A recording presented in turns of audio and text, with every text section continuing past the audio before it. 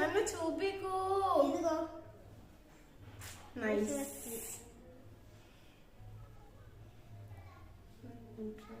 బాగుందిరా.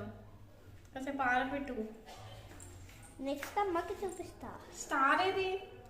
స్టార్ మర్చిపోయా. పాపా కాల్ చేస్తున్నావా? అవును. మంచిదే. ఒక్క నిమిషం మాకు. నేను రాసుకుంటున్నాను ఇక్కడ జరుగు. మర్చిపోయా ఫ్రెండ్స్. ఈరోజు అయితే మా ఫ్రెండ్ వచ్చారు. బాగుంది నాకు సాయి. Okay, thank you.